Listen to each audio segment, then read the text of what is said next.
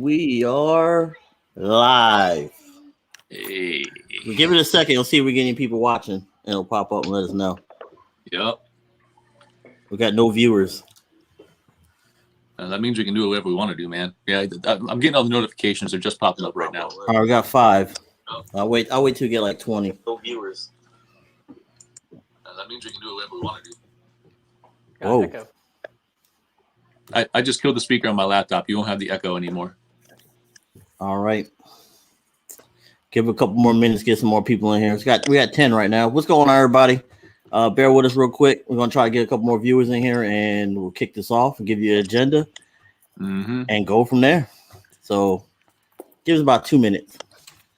While we're waiting, you can let us know how many of y'all are crazy enough to go fishing in that wind tomorrow, dude. Because I looked out back my window. That water's blown out probably like 5 feet already. Like 5 feet vertical. Like I can see shoreline out probably about 25, 30 feet. Ooh, okay, 18. Ooh. Get stuck in the mud again. Not this guy. So if y'all didn't know, me and Steve were fishing the amped up Snakehead tournament, and we were somewhere on the bush. Not going to tell you, but the tide went out. Yeah, I was stuck in the mud. I looked like I was crabbing because my boot got stuck. So I'm not crabbing, clamming, looking for clams. That's what it looked like. But I'll put a short out for that. I got thanks Fish Farms for that video. I'm trying to get this. That's all right. Hold on. Here we go. Hey, did you send that link or no? I can't do it. I can't. Over to chat? Yeah. Yeah, I'm on my phone and it's hard to do it on my phone.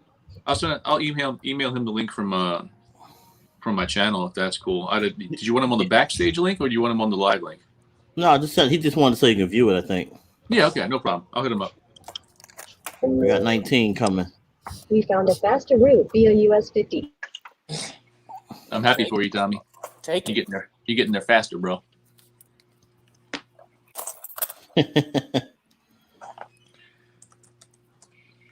All right. And you just sent over the chat with kayak bass fishing, bro? Yeah. All right.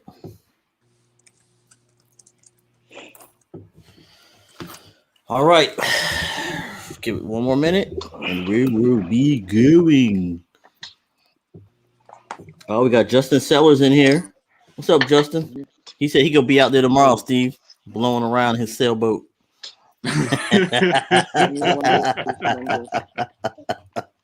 Yo. All right. I was talking to Jesse too. Jesse, like J-Rock, he's gonna be out there. Oh shit, that's his partner in crime, ain't it? Mm-hmm. All right, fellas. I'm gonna kick this off. Welcome everybody to the Legion of Anglers episode 1, first ever. I know you guys are shocked, so I'm gonna go over the agenda and over this whole little episode. We try not to bore you. We're not gonna keep it too long. So let me first by saying hello, everybody. Welcome to the episode 1 of Legion of Anglers live stream, not live cast. I don't want to take that away from Amped Up. For a lot of you that's been going to be a new name and a shock for you because all y'all saw us as Snakehead Outlawz. And we're going to explain why we have a new team and why we're no longer Outlawz and what our mission and vision going forward is from here on out. A lot of y'all have already reached out to me and like what was going on. So hopefully you will. So let me finish. We're going to discuss some news around the Legion, including a meetup we did this weekend with Chad Hoover with KBF. If y'all know who he is, kayak bass fishing, the man that started it all. We were chasing Snakehead down in VA. Still not going to tell you where that location is at. You're just going to have to figure that out on your own. And finally, we'll end with each of us giving you our favorite lure, what we use for catching snakeheads. Now, let me go off this real quick. We are still snakehead lovers, whatever you want to call it, advocates, whatever. But we kind of changed the scope of the team so we can fish for everything. So some of you guys be like, oh, well, I don't fish for snakeheads. I fish for catfish, bluegill, perch. We got a little bit of this. We got a little bit of that. So whatever your niche is, somebody has it for you. That being said, I'm going to pass it over to Snakehead Jesus himself. Look, he got his hair down for y'all and everything. Campbell Trout. It's on you, buddy. Hey, y'all, how you doing? All right. So we got all the guys on the call minus Butch. Butch he's working late today. We're hoping he's going to be able to jump on in a little bit. So hopefully we'll get him in here.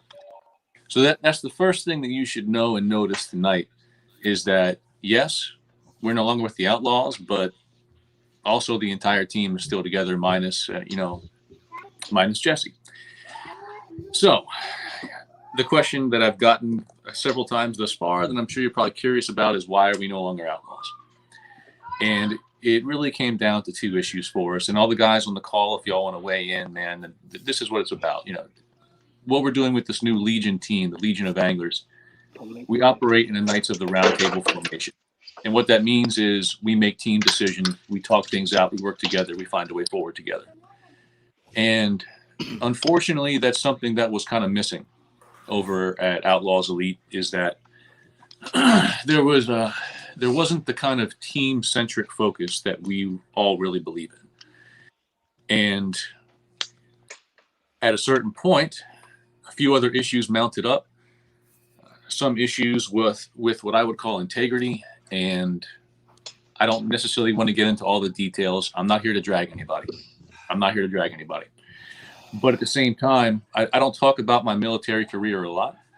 Some of you know that I served, but the details of my career, I was a Chief Warrant Officer 2, and I resigned my commission. After 12 years in service, I resigned my commission over issues where I felt like the orders I was being given weren't honoring my oath to the Constitution anymore.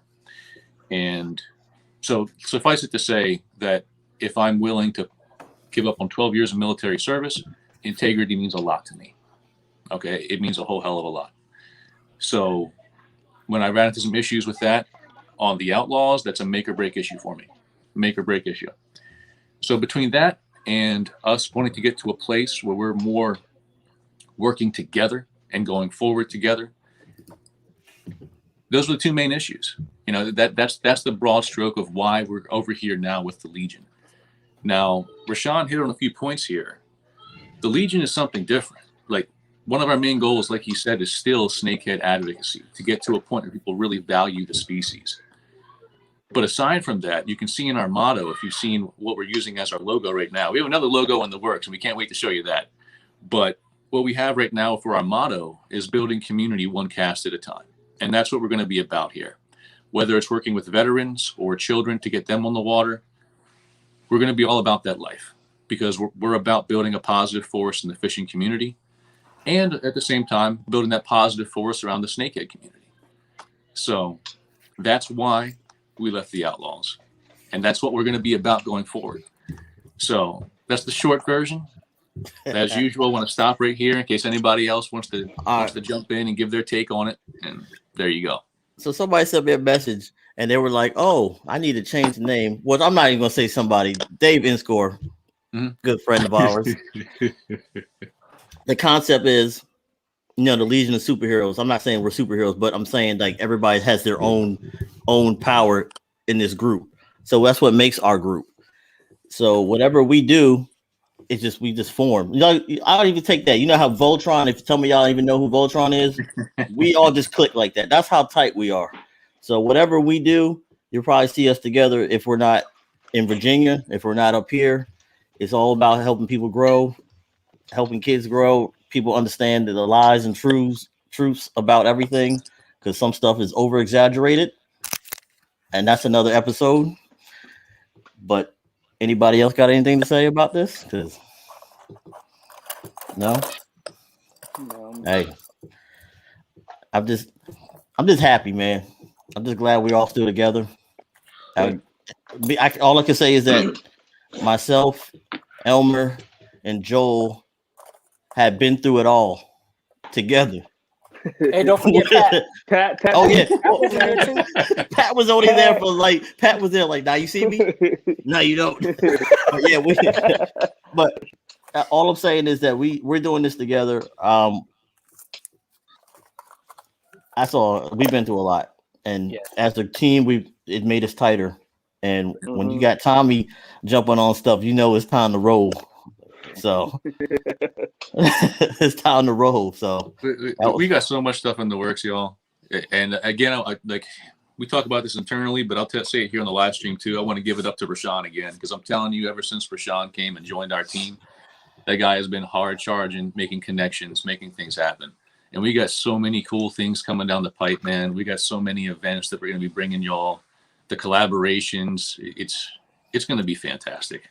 I'm so excited. That's the biggest thing, is that when I was grinding at Outlawz, I felt like I was dealing with drama or massaging personalities on a frequent, recurring basis.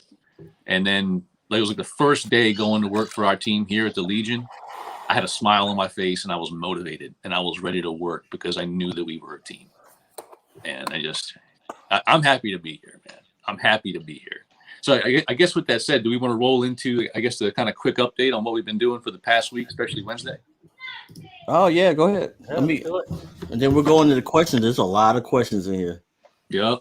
Somebody just said superhero snakehead cologne. You know what, McHottie? It's gonna be in chicken neck scent. All right, well, wait first. Let me go first. So I just want to give this shout out to our sponsors. Yep. TRC Covers, Livingston Lures, A-Car the Real Deal, SS Custom, sorry. This is Brady Phelps. I don't even know how to say it. The alien lord, Northern China Custom Baits. I'm sorry, Brady, if I messed it up. My bad. I just want to give shout out to them because honestly, without Livingston, the whole thing would probably the team would still be here, but some of the opportunities that we had wouldn't be before them. So much love to them. Much love to all of them because they still had our back through all this. And don't forget about Catalan also. Oh, yeah. Get that love in there. I gotta get it. We'll get you, Shane. Yeah. So, Joel or Elmer, yes, as our resident Virginia guys, man, you want to walk them through what we did on Wednesday? Wednesday, it was a great day, guys. We had the guys come down from 2 hours away, come down to our hometown and meet up with brother Chad Hoover from Kayak Bass Fishing, as you guys all know. So yeah, man, that day was just fun. Very shareable moments together and great laughters as well, and a lot of fish caught here and there. Some came early, some came late, but all in all, we had a fun day. But y'all stay tuned for videos, clips, and stuff like that. And Tommy didn't catch a minnow. Tommy was killing it out there, man. Tommy was tearing it up. It was his day. So let me ask you, Maryland guys, a question, right? So with us VA boys, we know how to fish that area or that water. Was it different for you guys? 100% different, dude. Wow. Like different ball game. Yep. Honestly, after that experience, dude, I feel like I truly added another arrow to my quiver. Like real talk, I really did. Because his face up here, it was ugly. Like anyone who saw me on the water, these guys know from about 8:30 till about 11 in the morning, I had a real serious look on my face. Oh yeah, you look hot. You didn't look like Jesus. You look like the devil, bro. He looked more like Satan. That's why we all stayed away. I was on the hunt. I was on the hunt, man, because I couldn't believe it. I was like, I catch fish any other day of the week, and I come out here with Chad Hoover, and I'm a skunk. I was like, nah, bro, it's not going. I'm not going out like this. I had and he was mic'd up for it. I had Snakehead coming for it and missing it. But it's a different game. It's like when I'm up here in Maryland, it's a precision casting game. Most of the stuff I do. Down there, you just have like acres and acres of pads everywhere. Yep. So like eventually, with help from the team giving me tips on what was working for them, I would just put myself in the pad field. I got the blade walker from Tommy, and I just started fan casting until I could make a fish move. And I caught one on the blade walker, but a lot of other times I would just make a fish move, and then I would follow it up with the topwater hollow body, and I started nailing them. But I'm telling you, for 3 of those hours there, all the snacks I brought with me weren't cutting it, man. I was trying to crack smiles. It wasn't coming out until I hooked up, man. Oh, man. It was stressing. So my thing about that is the fact that I fish that like I would fish Mattawaman. To me, that was literally the same thing as Mattawaman, so it wasn't that bad. I literally had to cast at every splash there was, even if it was a shad, I was throwing at it, and I missed a couple. So I mean, I got 2 and 1 nice bass. It is what it is, but I didn't get a skunk. I'm not gonna say no names. Hey, he didn't get skunked. Yeah, bro. Hey, you caught Pat didn't something. get skunked. Yeah, Pat. I got the wait. biggest shad in Yeah, my you life. got a fish. Just the wrong type. Hey, that takes skills, though, man. All right, I well won't then, talk about it. instead of packing somebody, they don't even want to come back down there. Shoot, I'm ready to come back. I wish I can come back the next day. I'd be down to go in, guys. Well, go ahead there, JR. Tell them what happened the next day after we left, man. Oh yeah, so the next day, y'all gonna have to find out the length and weight, but I'm not gonna spit it on the live because I wasn't my fish. But the next day, I called out of work. That's what happened. But I went back fishing the next morning. Chad Hoover and his friends was out there already fishing. Finally got on the water. I get a call from him. He's like, "Yeah, yo, what's the biggest snakehead you ever seen in person or caught?" I said, "Mine's one about 6-7 years ago, which was 15 pounds." And he said, "Blank and blank, haul your ass here." I'm like, "Okay, I'm on my way." So I get there, about a 10-minute paddle nonstop, and man, I just pull up to a nice river monster that his buddy caught. And yeah, man, that was the biggest one I seen out that water and in person. So that got to be huge. If my 15-pound, it blows the 15-pounder away. But yeah, man, I ran into that river monster, and then he was doing his thing. An hour later, the tide started to go out, sun started to come out, and top water started to heat up. And I threw on a honker, and I got myself a double digits as well that day. So it proves to you that that water has some big snakeheads and lots, but you just gotta find them. And you know why that? Because Virginia embraced snakeheads now, pretty much a little bit. If you And think guys, about it. too, in Virginia, it was released, so man, It's still next out time there. she's been caught, she's gonna be at least 18 to 19 pounds, maybe. So That's the coolest part, dude. That's the coolest part. You got to fish that big swimming around out there. Because I mean, yeah, we didn't drop it. We didn't drop exact digits on how big that fish was that was caught the following day, but it beats my PB. It beats my PB, dude. You guys can wait for the upcoming video of Chad Hoover Snakehead series. It will be on there. Oh. So stay tuned to that. That's why I didn't want to spill it. So y'all stay tuned for that. Yes.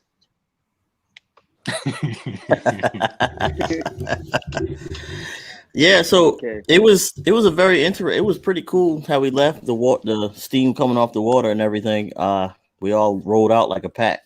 We looked like a pack of motorcycle riders, but in kayaks. It was pretty good times. I tell you, dude, being with Chad out there, you can't fish too close to Chad because if he's talking, you ain't gonna get any fishing done. You're just gonna be laughing, man.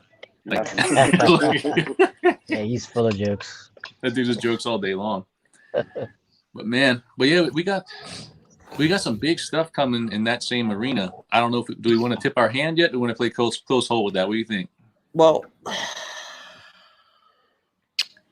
I almost want to play close hold for a little bit longer, man. I don't know.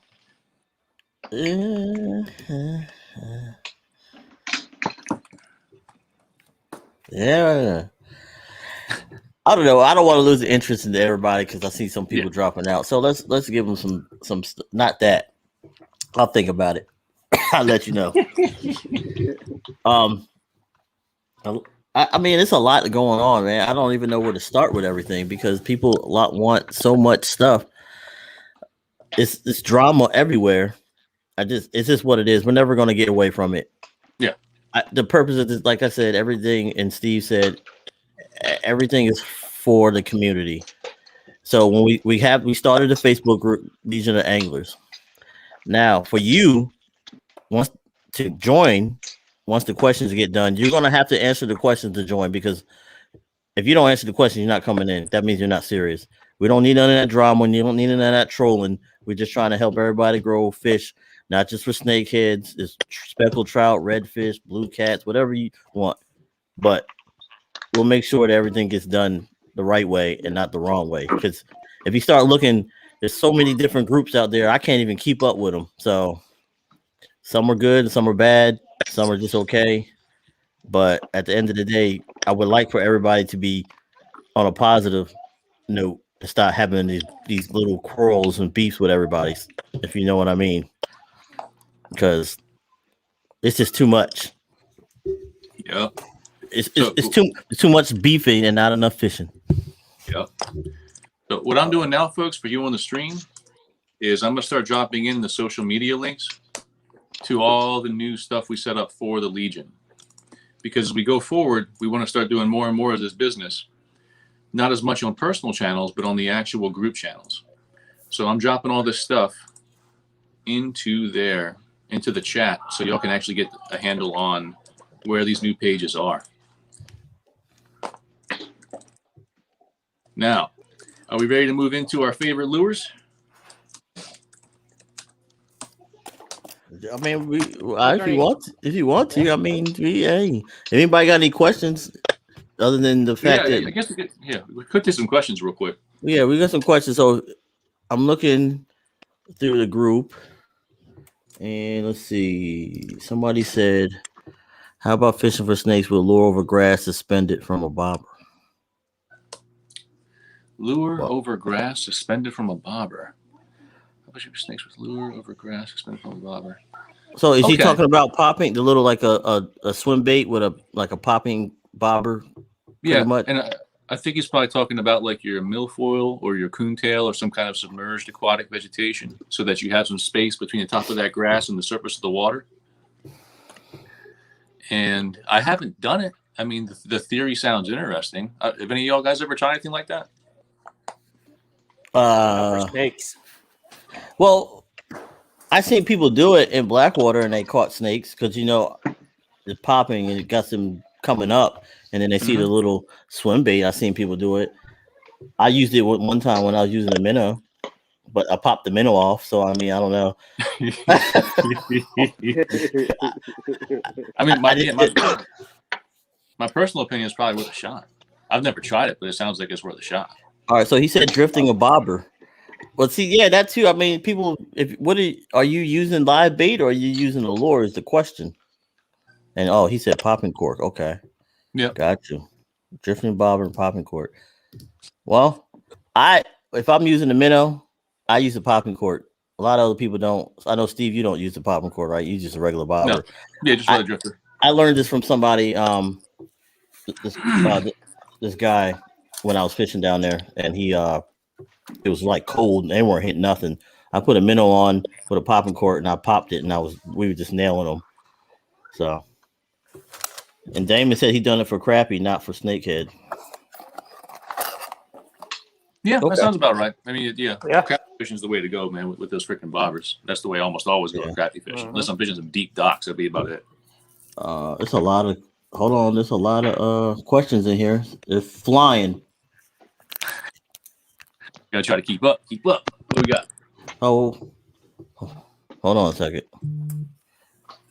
I see one. Let's see. Yeah, Frank, that's what we're trying. That's honestly what we're gonna do. Is we're gonna move forward. It's when it comes to thank. I'm glad that Jesse created the community, because Snakehead Outlawz itself is still a very pro snakehead group. And honestly, that was the biggest motivating factor for me joining the Outlawz, is that I was focused on the mission.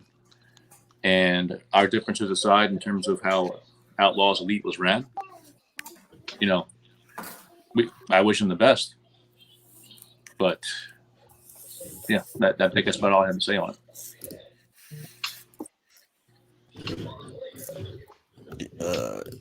All right, hold on. Let's go into that question. Let's see. We got. Here we go. Spinning fluke swim baits instead of minnows. I mean, the fluke is a really popular lure for snakehead. It works for bass too. So I mean, yeah, I'm totally on board with that, Nick. Yeah, that's a good idea. Good question. Small fluke. You see that question from Patrick McMaster? See that one? There you go. Now, for the cold snap hitting tonight, my biggest advice for anybody going out tomorrow is going to be to check your tides, and hopefully you know the water that you're going to, because as much as the cold weather is an issue, the wind is also going to be an issue. It is. Like I was saying at the beginning of this call before everyone really got on, that I can see 30, maybe more feet of shoreline that's normally not exposed where I live. So the water's already dropped probably about 4 vertical feet. I don't know if you guys can see that, but sorry, Steve, to cut it on you, but it's already blown out. For a couple of places, it's already blown out. Yeah. So just keep that in mind. Think about that for your launch points, because you don't want to be like me and Rashawn and get stuck out there in the mud, man. The other day we had very similar conditions, and we were literally stuck with about 40. No, actually, that was about 80 feet of exposed mud between us and the shore, wasn't it, dude? Yeah, it was 80 feet. And then that when was a lot. I wasn't going nowhere, so I just took the Mirage drive out, stuck the paddle in the mud, and went to sleep. Yeah. And then I started moving closer. I saw the water going back in, and then out of nowhere here comes Nick, regular. Me and him were just scooting, had a nice conversation and stuff, and that was it, man. Leroy said, anybody fish with plastic worms? Yeah, yes, and it works. Mm-hmm. Especially the wacky rig, to be honest. The wacky rig really works. You're just gonna lose a lot of plastics with them. Yeah, my first 2 snakehead I ever caught was on Texas rig Sinkos. Texas rig Sinkos, you said? Mm-hmm. Yeah, I caught a few off like creature baits, Texas rig with a brush hog in my area as well. Kevin, man, I tell you, I hate Kevin so much.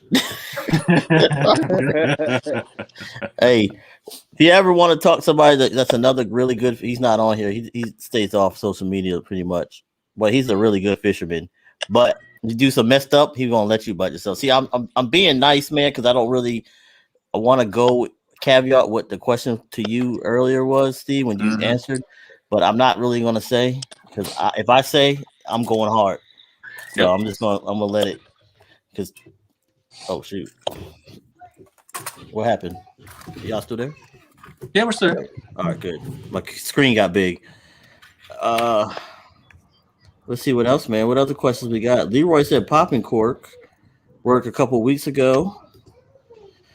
Oh shoot, drifting. I'm trying not to miss everybody. Somebody asked what happened with Jesse. Grant. Here you go.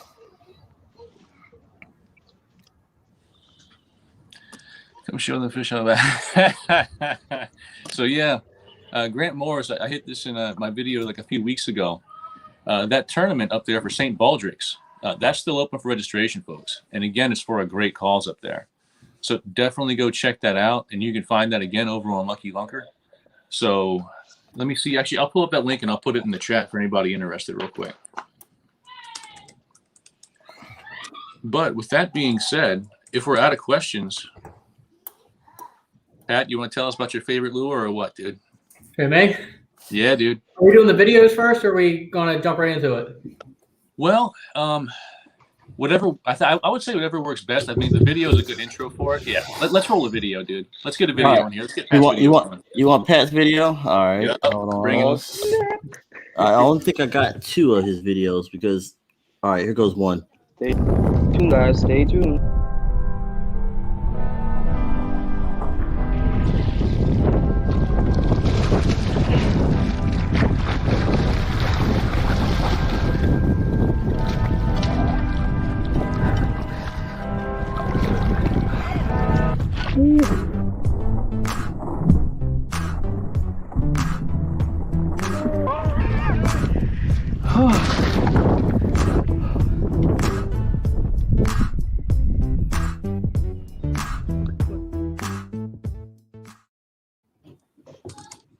All right, here we go.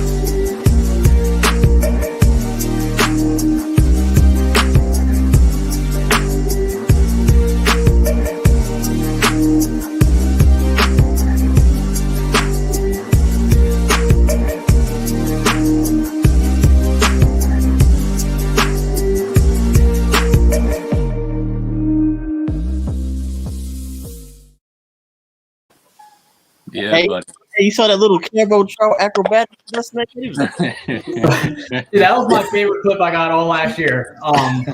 Literally 20 minutes later, I caught my 15-pound PB, but that's still like my favorite clip of the day just because of that jumping out of that. Like, that was so cool. But yeah, so the lure I was using in both those videos, actually I have one tied on right now on my caddy wind, is a weedless underspin. I buy specific ones off Amazon. Not any reason for Amazon, just they get here quick. You know, prime shipping, so always order them off there. But the ones I get have a tungsten body or tungsten weight on them, which from what I understand, tungsten is a little more weed resistant than lead is. So that's why I go with tungsten. It's a little more expensive. I don't understand the science behind that, but I feel that's true. You know, based on from what I fished with both kinds, the tungsten just seems to deflect weeds a lot better. Two ways I like to rig them: 4-inch swim bait, and the other way is with the curly tail frog. The reason I like doing the curly tail frog, well, I guess I'll talk about which one works better in which situations. If I'm trying to get a reaction strike, usually I'll stick with the swim bait. That will be fishing like outside of pads, fishing along grass lines where I want something to pop out of the milfoil. So like that's when I'll fish the swim bait, so you can reel a little bit faster. But if I'm fishing in heavy cover like spatter dock or throwing it like into lily pads, that's when I prefer this one. I think it basically has a kind of an umbrella effect because it's a little bit wider body. You can slow roll it a little bit more and it doesn't sink. So that's why, especially down in Blackwater, I had a lot more success with the curly tail on the underspin. But like I said, there's never a time you won't see me having one of these tied on one of my rods. It works year round. It's the easiest bait to use. You throw it out there, you reel it in, and then just kind of adjust your reel speeds and where you toss it at, basically. But it's a great search bait, and honestly, every one of my PBs has come on this specific lure, except for one. I will say though, even if they are biting this, but they are hitting top water, I'm gonna be throwing a hollow body. So I guess it's more fun. But as far as like a confidence bait that I have faith in catching the biggest fish, it's gonna be this one. now, was that who makes that curly tail frog there? Oh yeah, this was what's his name? Nah, it's Real American Fishing. Our teammate Butch, he makes these. And believe it or not, this curly tail frog here has about 8 fish on it. I caught 8 fish with it, and there is still working perfectly fine. None of the legs ripped off. So these are made to catch snakeheads. They work great, durable, and like I said, great action tail. There you go. Thanks for reminding me about that. No problem, dude. All right, so Yeah, and I guess rod and reel setup. I forgot to mention that. I like to use all high gear ratio. I don't know if I'm the best person to talk about with rod and reels, just because I have a specific thing that I buy now, and I just kind of learned how to adapt with that specific setup. But I always go heavy action 7-foot rods, and then for my reels, I always look for the lightweight reels that have a high gear ratio. That's like my go-to. And generally, the 2 reels I use are Shimano Pronarchs or Shimano Corrado 7s. There you go. Yep. Yeah, underspins is another lure that I always have in my arsenal. Absolutely always have an underspin in my arsenal. That's the 16-pounder I caught. What was it, probably late summer or so. That came on the underspin. That came on an underspin pair with a 4-inch soft plastic. Underspins are a deadly lure out there, man. So I'll have my own lure to cover, but I echo Pat's for now.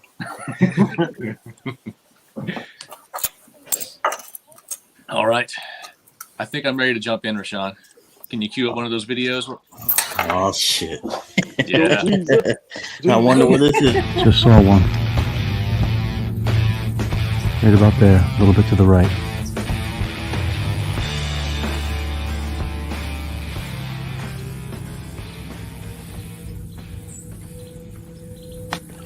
Yeah! Oh yeah!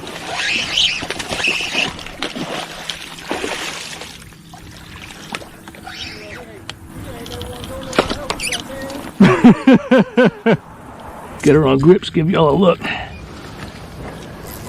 There she is. What a beauty. You know what's funny? I'm the hype man in the background. Yup. Man. That spot I was fishing. Rashawn gave me that spot too. That was one of my first times out to the promised land for snakehead right there, and he put me on that spot. And man, it was a great spot. But that lure I was using there was the A-Core. That was the A-Core topwater hollow body. I've used them in red and black. I've used them in white and chartreuse, and they have some more models coming out. The biggest thing that I really liked about the A-Cores is the angle of the hooks and the strength of the hooks. And I mean, you can see that the fish like them. But what I really like is the angle and strength of the hooks, because when I haven't missed fish on that thing. Like I miss fish on a lot of other frogs. I don't miss them on the A-Core. So that's one reason I love throwing that lure. And you could see kind of what the technique I was using there. Sometimes when you're in really thick grass, and it's kind of the same way we were talking about earlier for the trip we did down in Virginia, is that when you're dealing with just that much grass, there's so much grass, you don't know where the ambush point's going to be. You don't know where they're going to be laying. You can see I was kind of just doing a slow reel on that topwater frog, trying to get a fish to move. And in that case, he hit it. In that case, he just crushed it. What I was really trying to do is get one to move, because if I know where they are, then I can make the accurate cast back in, slow it way down, and really trigger that strike. Now, that day, I was pairing it with the heavy action spinning rod from Katie Lynn and a 4000 series Penn Fierce 2 spinning reel. And that was with 20-pound braid. Rashawn's favorite, the Power Pro, man. Rashawn loves Power Pro. But that was the setup for that day, and that's really my favorite lure to throw is going to be your topwater hollow bodies, and the group is Jesus and the snake. Freaking Tommy. But yeah, that's my favorite lure is the topwater frog. It's specifically the A-Cores. I just don't miss fish on that lure. I just. Now the question is, who's up next? Oh, you got another video. Oh, I do have one more video. Real quick, let me jump in. I'm looking on your chat, Steve, on Facebook, and there's a couple guys that asked about the underspins where I get them at. The brand is Reaction Tackle, and I buy them on Amazon. So I saw a couple of questions pop up on there. And if you go to my channel, I show you how to make your own. Infamous Fishing YouTube. You can make your own. Go check it out. All right, here goes the other video. Roll it. Oh, wait, it's the wrong video. Hold on. She's looking at it. Is that the right one right there? No, that's the right one. Yeah, hit it. She's looking at it. Oh, eat it. Oh, please eat it. Oh, eat it. She won't pull the trigger. There he is. Got her. Oh my God, another absolute giant. Oh, I can feel the teeth on it. That's not good. Oh my God. Holy crap.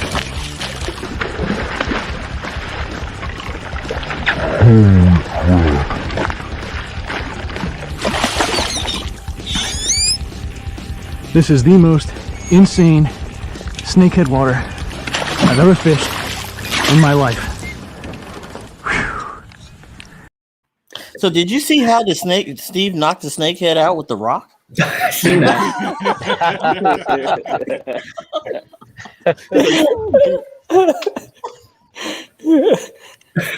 Now that's the video that it's one of those videos my wife hates to hear, because you can hear me saying, oh, please eat it, Eat it. It's like sometimes with snakehead, you just got to keep it in the strike zone, and it's nerve wracking because you'll see them; they'll just be sitting right there. There's the slightest movement, come right up to it. Slightest movement, come right up to it. Just keep your wits about you, and when they finally do hit it, make sure they have it before you set the hook. Now, I saw one question jump up in the chat asking us to show you how we're working the lure.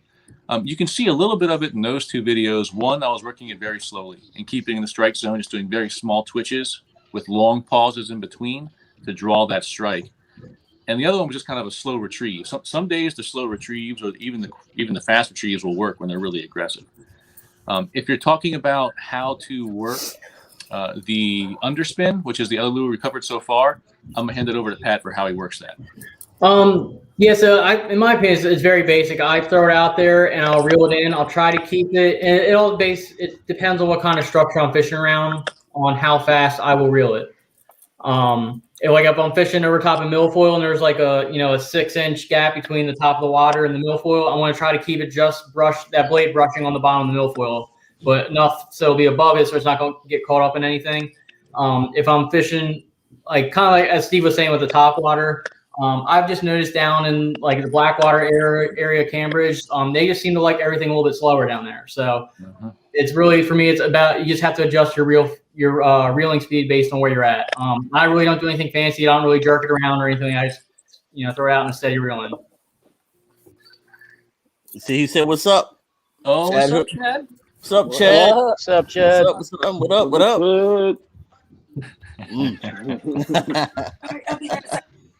All right, who's up next? Joel, you look like you want to go, man. Yeah, I'll go next. All right. Go ahead, Tommy. Tommy, go ahead, man. Yeah, I'll just go next. I don't know how long I'm gonna have good signal. All right, hold on. Here we go. Yep.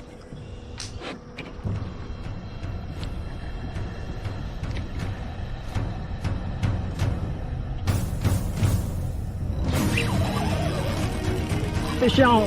Oh, that feels like a nice one.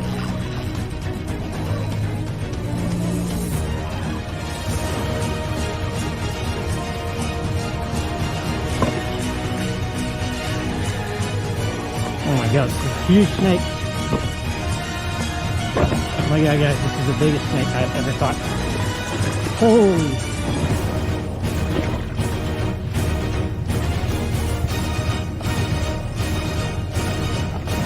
Oh my god. This is a huge snake. Check that out, guys. This is my biggest snakehead. My new personal best snakehead. I don't even know if I could get him. That soundtrack, though. Yeah, I know. That sounds like Legion's theme song. Hey, that was some, man. That's the media director right there. That's Tech Tommy, media director. Go ahead, Tommy. Go ahead and tell our story. Actually, I'm kind of. Can you guys hear me? I think I'm losing. Yeah, you're frozen. We can you're just hear smiling. We can hear you, but you're just smiling on the screen. There you go. I got like one bar. Yeah, can you hear me now? Yeah. Okay. Sorry, I'm in the country now, actually. But yeah, so that was caught on a swim bait. It was just a swim bait with a weighted belly hook. So it's a very simple setup. I think that one was was just a Zoom, one of those Zoom swim baits. The only thing with those Zooms is I think that fish pretty much demolished that swim bait, and it was done. So what I've started using is Z-Man products with their Elastec material, which work really well, and they last quite a few fish. So also Butch actually, Real American Fishing also makes some pretty sturdy swim baits as well. But the way I was working, it was there was actually a pad field and then a small patch of pads right in front of it. So I was fan casting around it for those ambush points, and I would either burn it across like really fast, or I'd do a steady slow retrieve to slow roll it, and then sometimes I'll give it a occasional twitch just to kind of get them to entice them to take it, and that's how I caught that fish. So. I like it. Oh, and the tackle I was using, that was medium heavy, fast action backyard custom rod with a 2500 series Shimano Stratic and 20-pound braid. That Stratic is a hell of a reel, man. Guys, I think. Yeah, I love it. Every time I see Rashawn just holding his, like, I really need to get a Stratic, man. That thing just, I think it looks nice, dude. That thing looks so nice. It does. Yeah, they're pretty sweet. I saw one quick question I wanted to field for the group real quick, and that was, have we targeted Snakehead and Loch Raven yet? Me personally, I've fished for Snakehead below the little dam at Loch Raven, and I've seen them in there. But I mean, I was only there once, and I wasn't able to draw any strikes. I saw a couple of them, but Fish Stalka, John Stalka out there, if you follow him on social media at all, he just pulled one out of the loch, and that wasn't the main part of the loch, wasn't it, Rashawn? No, it's another area, undisclosed area. There's some they're in some areas, but you just got to find them. I honestly not gonna. I know you guys want us to give out spots, but that's just not what's gonna happen. Part of fishing is to find your own spots, and what me and Steve did last week. Woo, boy. I thought I was in the military again doing jungle ops. So that's all I can tell you, man. Sometimes you gotta travel and go through some thick spots, and John Oscar does that. Yep. I tell you what, he adventures. He's an adventurer. He will hike and find a spot, and that's why he's called the Fish Stalker. So if you want to ask, he's gonna tell you no, but I'm just telling you, you're gonna have to ask him. But I already know the answer. So, but I mean, the tools are out there, and Yeah.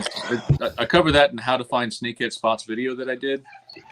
Your best friends are going to be like Fishbrain. Fishbrain. A lot of guys have a love-hate relationship with that, but Fishbrain, Google Earth, especially, and those are the tools you kind of use to find snakehead spots. It's a spot burning tool. There's no way around it. Like Fishbrain literally shows all the fishing spots that are known to mankind inside of its app, and anyone who uses it will check in their catches there. So I'm not saying it doesn't have its downsides, but what I'm saying is, if you're at a loss for how to find snakehead spots, check out those tools. I don't mind giving people the tools to succeed, and they're out there. Use Google Earth and scout those areas. If you're looking for the shallow coves, the shallow waters with lots of grass, lots of vegetation, snakehead are in every single tributary to the Chesapeake Bay now. So, I mean, if you want to find them, trust and believe you can find them. I mean, I guess one more question before we get to the next lure is, what's your best advice for someone who's new to snakehead fishing? I saw that one pop up too. So what do you guys have for our newbies out there in the snakehead community? I would say, exactly what you just said, Steve. Look for those areas. I'll say for me personally, I started targeting snakeheads by myself. It was before I even knew there was any snakehead groups on Facebook. I literally just kind of went and figured them out all on my own. And once I caught one, I started noticing some patterns in their behaviors, and like you said, once I caught one or two, I knew where to look at on Google Maps, and then I would go to those areas. And every time I went out, I learned a little bit more. So I will say, if you're unsure about how to catch them, it's actually the funnest part about snakehead fishing for me was learning how to fish for them. It's like the whole adventure of it, I guess. Just trying to learn something new. And not being taught but figuring it out was a lot of fun for me. Yep. I guess the only other thing that I would add, watch all my videos too. Thanks, Justin. Good one. Because I mean, that's something that I do. Yeah, let's hit that up actually. Yeah. Hey, we're gonna take a pause for a second and hit this special announcement, not by Chad Hoover. So we're gonna let Steve handle this one. Okay, folks. So here's what we have going. We've been lucky enough to link up with Chad Hoover. We had a great time with him on the water this past Wednesday out there chasing snakehead down in Virginia. But that's just the perks, man. That's just the fishing. That's just getting on the water and having fun is what that was. But here's what we're actually working on with Chad.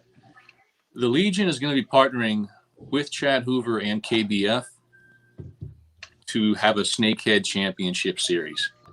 So like we told you before, we're going to have our tournaments that we're going to be hosting in the Delmarva area, Pennsylvania, New Jersey, Delaware, Virginia, Maryland.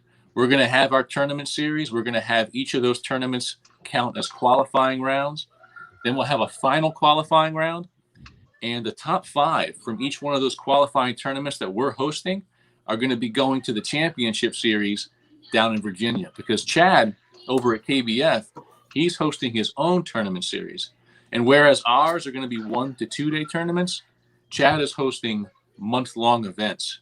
And what's beautiful about that is that you can sign up for our tournaments and his and have the fish that you catch count in both, because they complement each other really well. He's doing month-longs, we're doing weekend tournaments.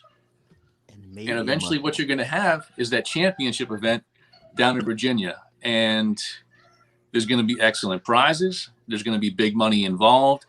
But even more than that, and this is where I want to say thanks to Chad again, because a lot of bass guys aren't ready to do this. Chad really recognizes the value in this species. He recognizes how fun they are. He recognizes the potential for them to be able to get people on the water, people who need it, people who need that time on the water to unplug, to get back to nature, to decompress. Snakehead have huge potential to do that because they've taken waters that were previously largely unproductive, these shallow waters filled with grass. And now you can go there and catch 15+ pound fish that are some of the most explosively powerful and exciting fish you ever chased in your life. So thanks again to Chad for recognizing the value of this species. And we look forward to partnering with him to really build that positive community out there where guys who value the species itself, who want to come out and do these kind of CPR tournaments for snakehead, you have a home, okay? Hey, y'all have a home. I hate to cut you off. I hate to cut you off, but Chad just posted this in here. I was going to say it, but he posted it. I want y'all to take a look at this. Yep. Guaranteed $5,000 first place. So now, I don't need to say nothing. I don't need to say anything. Y'all need to figure out what you want to do. Do you want to win? Do you want money? Y'all need to go ahead and sign up. You can buy a new Hobie with that. No. Hey, check this out. That's $5,000 for a snakehead tournament. Now, you got to fish his tournaments, and you can fish our tournaments to qualify for the championship. Now, are you guys ready for this? This is the question. So now, I would behoove you to start practicing. Now, this is a catch photo release tournament, and the bump boards are getting made by Catch, so they'll be ready for in September. I think Chad told me. So that's the KBF uses catch boards, and that's what it is. You can't go all the way around it. Some of you guys out there that cheated my buddy Kevin with a tape measure and went over the fish and went around it and added a couple inches to it. No, you're using this board, and we're going to run strict by the rules. We will not be fishing in the tournament because we are running the tournament. So it's just what it is. It's called integrity. I mean, maybe somebody might fish, maybe one person, maybe, but I'm not fishing in the tournaments. So it's just what it is. That's just my morals and how I feel about it. Anybody else can say something about it. I don't really care. I'm not fishing it.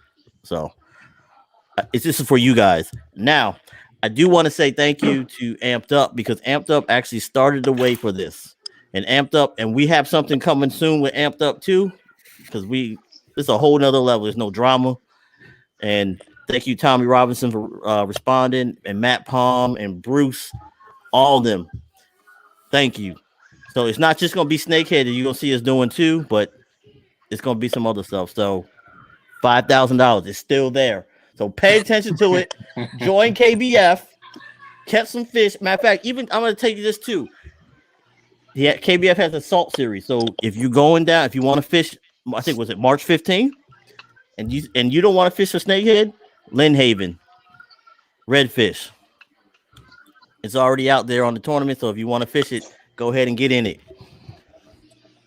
Anybody got any questions? Throw it in the chat. Send us a message, email. You can send a kite. You can send a pigeon, whatever. I will make sure we get the answers to you. $5,000, gents.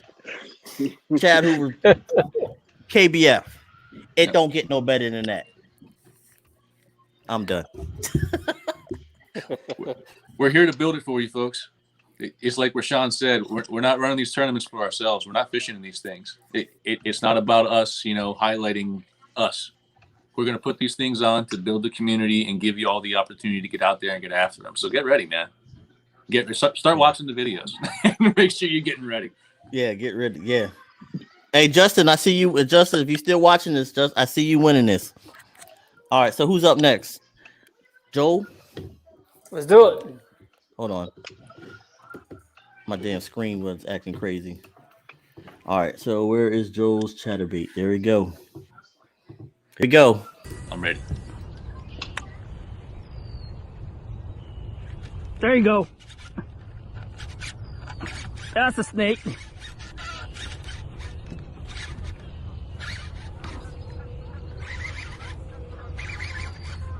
Yeah, baby.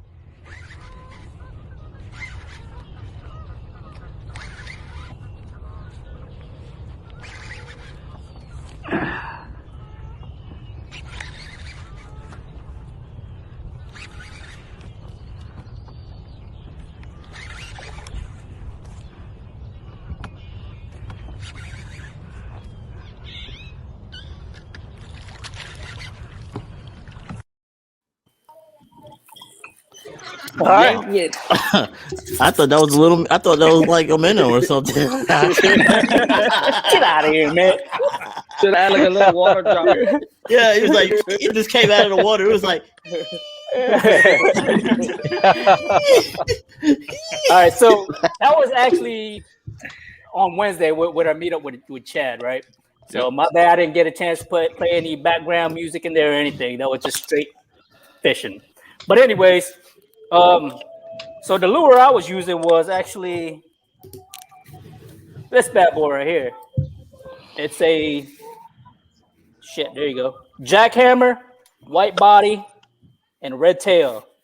They've been killing it out here. I've been tearing up snakeheads, bass. That's all you catch is bass, honestly. Hey man, hush. It's my time right now. Let them shine.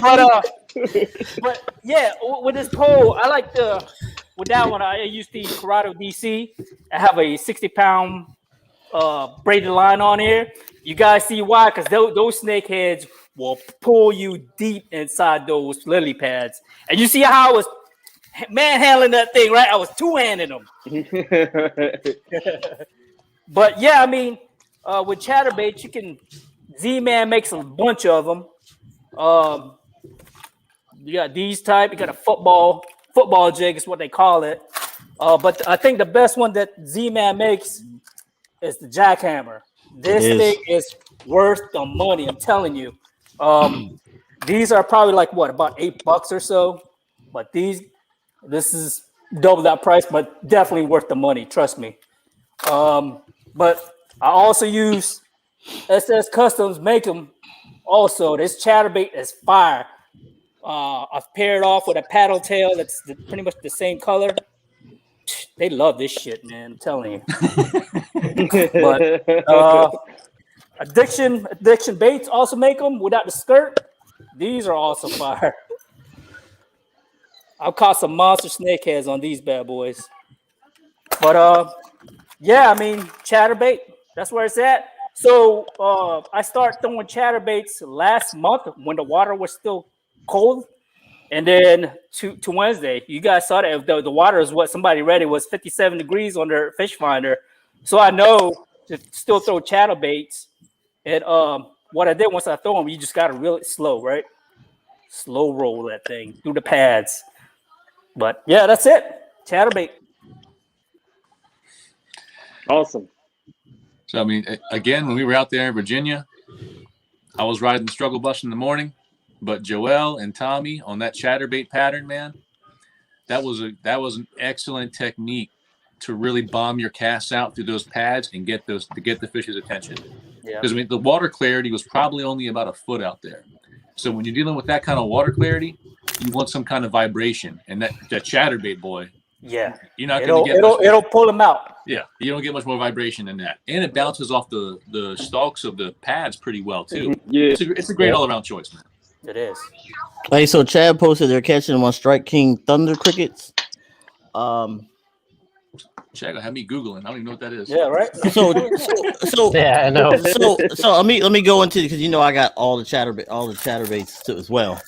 The Thunder cricket is the only other chatterbait that's bladed like the Z-Man, and the reason is because if you look on the back of the Thunder cricket on the package, it has Z-Man in it. They actually make it for them. Oh, okay. It's like $13. It's a good looking lure. If you guys didn't know, if you guys didn't know that Z-Man endorsed the Thunder cricket, and the Thunder cricket works too. Shit, I gotta check that out now. Yeah, I did let's see check his that out. I did see his chatterbait yesterday, and it looked nice.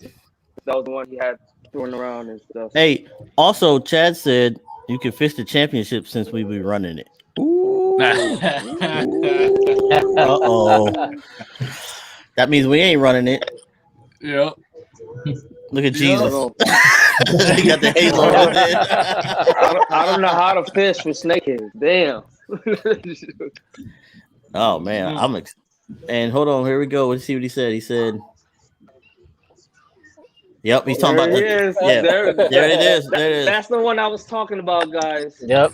He said length in pounds. There you have it. The biggest one I seen out the home waters, to be in fact, in person. I'm ready to go back. That's huge, man. 36. Let's go, man. Mm-hmm. That's 3 foot, guys. 36 inches. That's 3 foot. That's bigger than y'all man. kids almost. For real. I'm ready to go back. Man. All right. Hey, one quick question I just saw in the group here from Michael Little. He asked if there's any promising areas in Southern Maryland. The short answer to that question is yes, brother. 100%. Check out Google Earth. And again, look up my video, How to Find Snakehead Spots, because I have a tool on there that shows you all the launch points in Maryland, literally every single launch point. So that helps you find the access points. But the thing I'm driving at is that if you're in Southern Maryland, they're in a lot of those ponds and down there, but you're also close to the Potomac if you're in Southern Maryland. And all those tributaries to the Potomac, whether it's Mattawoman, Piscataway, Mallows Bay, like Allen's Fresh, any of those tributaries to the Potomac have snakehead. Find those pad fields, find that grass, and you will find those snakeheads in Southern Maryland. All right. Now, who we at next? Elmer? Yeah, all got that one video, right? Yeah. Here we go. I got to add it to the stream. Yeah, can I Go ahead. explain my lure first, then the video last? Yeah, go ahead. Yeah. All right, guys. I catch snakeheads many different ways, but I like to catch them. My favorite ways to catch them is top water, and it goes back to yesterday again. I used one of my favorite lures of catching them from top water, which is called a tackle honker, which is right there. Ooh, pink. Pretty. Pink. This is my go-to bait. My go-to top water bait. Frog. But yeah, yesterday it came in as soon as the sun rise, it heated up. The top water game was strong, so I busted this guy out. This guy, you can run it through pads easily. It won't get hung up. If you don't bend your hooks out, it will hung up here and there. But other than that, you don't need them because they're very soft, and hook set ratio is very is up there. And you can wriggle many different ways, like how I got this guy here. You can change out the blades to like little. You can downsize it to like Colorado blades, willow blades, or change the different colors. Mix match, give them a different color and a different target to hit. But that's many ways I wriggle them or modify them as well. But that's my go-to top water base. My favorite of all time. But you see why in this little short clip.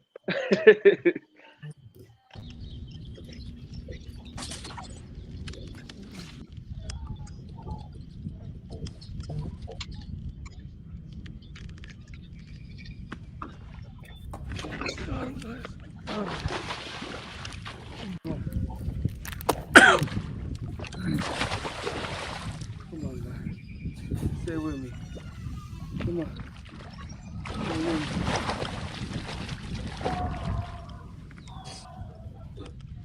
Oh. Yes.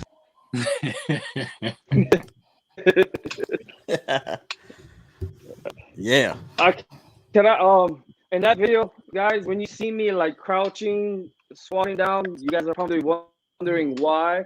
But as I was working my lure, the honker, I seen him come out like the spatter docks of the pad, and he was coming closer to my boat. So in my experience, every time a fish come closer to me and I'm standing up straight, they see a bigger opponent, so they get spooked. So they just take off. So that's why I did that little crouch and bend, and then he just popped at it and boom, I set the hook. But sometimes when you're standing up and you see that wake behind it and it gets closer to you within like 5 or 10 feet, try to like hide yourself or try to do what I did, and it'll save you from spooking the fish. It was a pro move, folks. Like I want you to, I want you to understand that. I really want you to understand that. Like when he saw that thing sharking, and he automatically started crouching down so the fish wouldn't see him. That's some muscle memory right there, man. That's snaking on your feet. That's an experienced snakehead angler right there. I just want to give it up to him because like when I saw it happen, I was like, man, that's textbook, dude. Yeah. Thank you. Emulate that stuff. So I think that's it for going through all the lures, right? No, we still got me. Oh, Sean. Rashad. Yeah, I I forgot. guess we'll listen to Rashad for a minute. Hey, I'm just gonna go first. Hey, I'm like Elmer. I like fishing with frogs. I own probably almost every frogs on the face of the earth. He does. I probably got everything. I tried them all out. I can tell you which one is good, which one is bad. I'm not gonna say everything catches, but the hookup ratio is the biggest thing to me. So I got 2 videos. One was a frog, and I'm just gonna give a shout out to Brady Phelps. I just wanted to put that out there for him. I'll show you that video. But when I'm having a hard time fishing, my go-to lure is a Teco Blade Waker. I have every color. I can either fish it through. I literally throw it through lily pads, spatter dock, and everything. So it usually goes subsurface or down like a regular chatterbait, or you can fish it fast enough like a frog. And I usually throw it on a glass rod. All my rods, all my chatterbaits are thrown on glass. This is a JLS custom rod on a Rod Geek blank, and of course Corrado DC.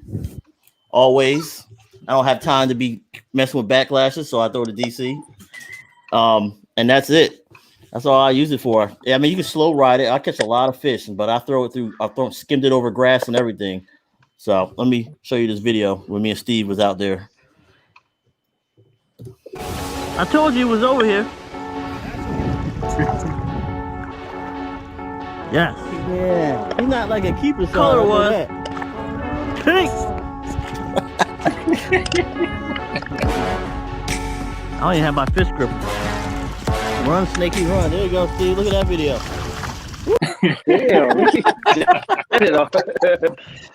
Hey, and then I'm gonna show you this other one. This is for you, Brady, my man. I know you want it, buddy. Stop looking at it and take it. Here we go. Yup. Yeah. Not bad.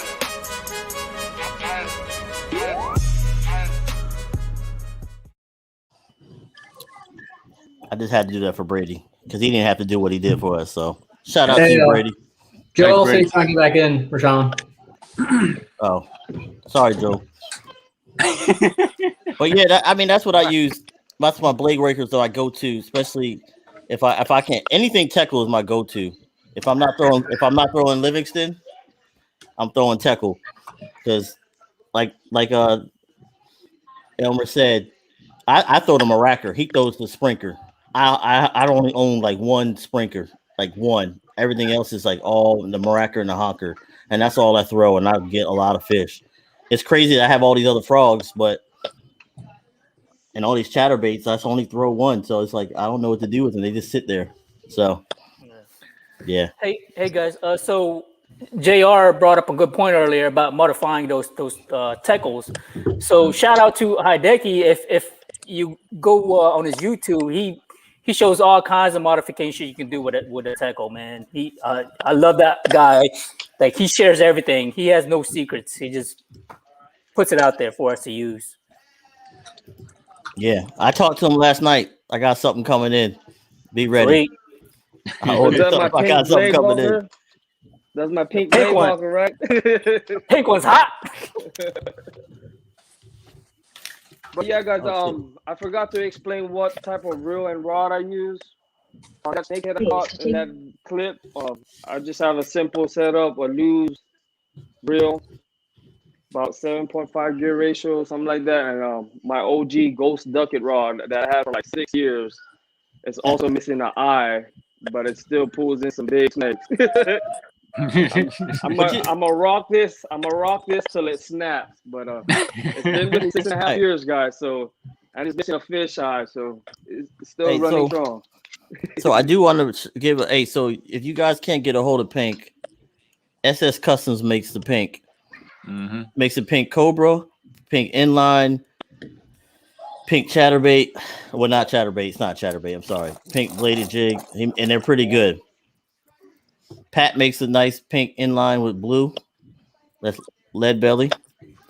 And if you need a trailer for your chatterbaits, either you can throw Z-Man because it lasts longer, and so does Real All American Fishing. It lasts longer. It makes a nice tough stuff. Everybody tries to take care of everybody local. It is what it is. And did I miss anybody else? I know it, right? And then Acorn Frogs is good too. I can't even say I really got to use it because somebody on there named Campbell Trout stole my frog, so I haven't even got to use it yet. He caught a big fish on it too, didn't he? And he caught fish on it. So it's like, how am I supposed to use an Acorn Frog when he took it from me? How many times did that happen, Steve? I might have some more, man. I might be able to spot you one. Just one, though. Okay? I'll share one. I mean, so a lot of stuff, a lot of things people use different stuff for, use swim baits, frogs, and different stuff like that. There's a lot of stuff out there. There's a lot of bladed frogs. And Pat was using the Charmer a couple weeks ago, right? Mm-hmm. And you caught a lot of fish on it.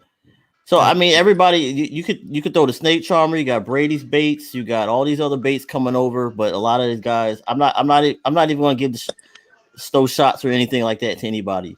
You got the Snake Charmer. It works. It's proven. Pat can tell you it's proven. Tommy used it. I've used it. It's proven.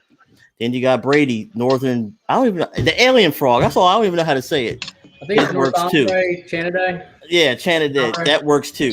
So I'm gonna tell you this from me using frogs and doing different stuff with them. They all work, and I would use every last one of them.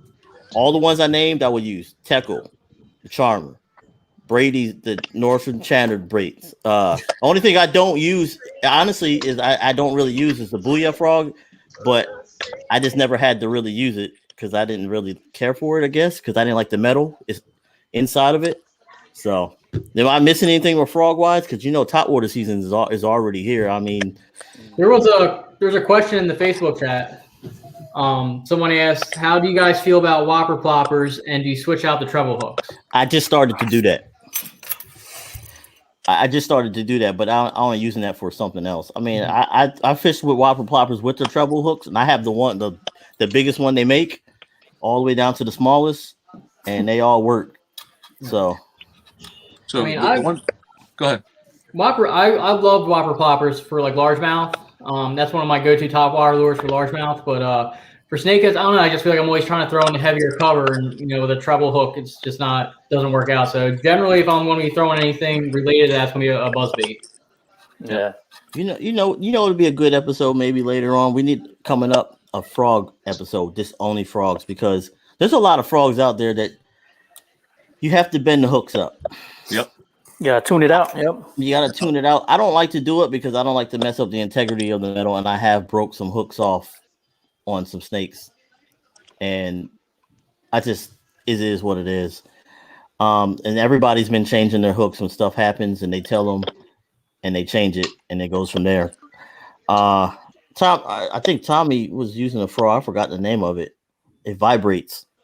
Oh no, that wasn't a frog. That was like a lure. Never mind. Take that back. Never mind. It's a solar powered top water lure that he got. I don't know what it is, but he got a strike on it. It has like, it goes on the top of the water. It goes, eh. Yeah. Sounds like a motor almost. Yeah. So another good thing too, and I'm trying to work with Livingston to downsize their Freddie B. So if you don't have to do the twitching, the noise, the EBS technology in the Livingston will emulate that bait fish sound, and they'll hit it. I've caught fish like that on it too. So a few quick questions I saw pop up in the chat. First, on the Whopper Plopper, if you've seen some of my older content, I used to throw it a lot in the open water areas. But if you're going to use a Whopper Plopper, be careful. Like, be really, really, really careful. Because snakehead, when you're handling them, they're going to freak out. And with that many treble hooks flying around, like the Whopper Plopper produces for snakehead. Plenty of snakehead on it. But I'm just saying, be careful handling that fish, because you do not want to have one set of treble hooks in you and another set in the snakehead. Cool. It's going to be a bad day for you, really bad. Now, I saw one of the guy, I think might have been Derek. I don't remember who it was. Asked me how my bait casting experience is going, because I just started my bait caster journey. So far, so good, man. I mean, we were out there in Virginia. I only bird nested twice. So, and it was pretty windy out there too. So I'm reasonably proud of myself, man. I'm liking it so far. I'm liking it. And the other question there was for all the rest of you guys: spinning or bait caster, or both, and why? Oh, okay. So I'll go first. I use baitcaster for everything. All my stuff is a DC, most of it. Now, I do have Corrado K's I use specifically with fluorocarbon and stuff like that. But I just use the DCs for everything. Now, I've used my spinning for SS Custom inlines or lead belly inlines or MEPS and underspin. That's what I use for. I use sort of like a finesse type stuff. I use spinning rods for specifically. So I'm like strictly bait casters at this point. Once I switched over to using bait casters, I just can't accurately throw spinning rods anymore. And with snakeheads, like, you gotta kind of throw it right in a tight spot most of the time. So even on like lightweight lures, I have like very like a medium heavy rod with like a Corrado 70 that I could throw the smaller charmers on. I mean, they didn't go very far, but there's techniques you can use to get smaller baits out. But generally, I stick with anything I can throw on a bait caster, and it's just what I got used to. I think they're faster. You can cover more water quicker. I mean, you reel it up, you click the button, and you throw it right out again. You're not really trying to gotta hold your finger on the line or anything like that. I like using bait caster, but making a trip to Maryland, I can see why, Steve, you like throwing a pole. Because you need the accuracy to throw in those trees, right? You can't do that with a bait caster. You'll get a backlash. But yeah, for me, it's more of a bait caster.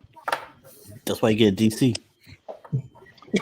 Same here too. I mainly use bait casters all my snakehead fishing, bass fishing, and whatnot. All braid. I like to use 50 pounds and up. But I do like spinning rods. I use spinning rods for saltwater fish. That's what I use my spinning rods for. I do have some monostratic and a couple other spinning reels to do with saltwater fishing. But yeah, for snakehead and bass, it's nothing but bait casters for me. Yeah, I think for me, I use both equally, actually. I have a lot of guests that tend to come fishing with me, and they'll just bird nest my bait casters. But for me, fishing alone, I really have no preference, really. I I do tend, I guess, when I'm throwing like heavier baits, I will tend to go to the bait caster. I could bomb it, a lot further with that, DC reel. And then a lot of the, like lighter baits, like sometimes I actually fish like baits on a weightless hook. That'd be more ideal for, a spinning rod or, the smaller frogs, like the charmer or what have you, or stuff like that. Yep. So I like them both equally. And y'all know where I stand. I'm a pretty hardcore friggin' spin fisherman, dude. But I'm branching out. I'm exploring some new waters, man. So we'll see. We'll see where I land after I get a little more used to the baitcaster. I'm liking it so far. I will say, I think I'm one of the rare people that doesn't like DC reels. Why? Explain well, that. I got used to the standard one. When I learned baitcasters, I was like 8 years old, so they didn't have DCs back then. And it's just what I've always stuck with. I wish they would make like the standard reels with that noise though, because I love the noise that they make. Yeah, I love it. I don't know. Yeah, I don't know one awesome, yet, man. but I might jump on the team and get me one. Hey, so I know if y'all pay attention, if Chad was in here, he did a short on it and he bought it and he did a video on it. So take a look at it. Chad Hoover Fishing, he did it on a DC. You could do a lot of stuff with that setting, not to mention the fact that each setting does skipping and braid and fluoro, but also the settings are a specific set for wind. So if you're trying to fish in the wind, it helps out too. Yeah. Everybody said it's training wheels with a baitcaster with training wheels, but it's really not. Nobody has. If you're fishing tournaments, you don't have time to be picking out backlashes. You know what I mean? So, yeah. Yeah, dude. Yeah, that's my biggest concern is like going in there is like anytime you're spending that's not casting is time that your lure is not in the water, potentially in front of a fish. So that's always been one of my biggest fears about taking bait casters out there is having, like, generally speaking, with a spinning reel, you're not going to have a knot that you just cannot deal with. You just can't overcome that. You have to cut and retie, especially with braid. You can really get a lot of those knots out, but if you bird nest badly on a bait caster, dude, that's it, man. Hey, Steve. That's so just there's a solution for that, right? So I'm you listening. take 3 to 4 bait casters out there with you. I like that. There you go. I do want to also throw out there, a couple people are tagging me in the comments in there. My main reason that I prefer standard reels is there's a little bit of a weight advantage versus the DCs. And I've been throwing Corrado 70s for the last 3 years, and it's like a 6-ounce reel. And that's what I've gotten used to now. So when I put a DC on, it feels super heavy and it just doesn't feel balanced to me from what I'm used to throwing. That's my main reason why I don't go to DCs. Yeah. Chad said, I'm sitting down taller than him.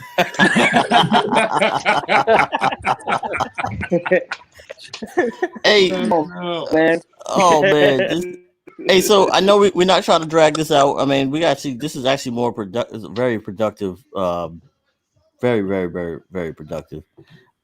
Anybody, if you got any more questions, we're gonna give you what another 10 minutes? Are we good or 5 minutes? Yeah, give about 5 more minutes, man. Let's 5 go. more minutes. Give us some questions, and we'll try to get through as much as we can. I just found out a lot of stuff that we need to talk about. That's very interesting about. Look, man. Yeah. Look, why you guys are asking? Oh, DC Metro. So why you guys? You got people when you form groups. You got to make sure you guys are tight, because if you're not tight, it's not going to work. Yeah. And you got to be able to get along. So if you guys are starting something up, it's got to be long. It should never be about money. It needs to be about the bond and companionship and helping other people grow. And that's what we're trying to do. So, damn, we got more people coming on. Where they just coming in from work or somewhere? Jesus. Holy cow. I don't know. But so I know we're not going to do this every Friday because everybody got families and nobody wants to be in the doghouse. So we'll put out a schedule sometime, but hey, just be careful because if it's nice out, we might not be here. We might see gone fishing somewhere. Nah, we ain't gonna do you like that, but Go live on the water. yeah, Yeah, right. we'll go live on the water. I mean, we're here for you guys. That's really what it is about.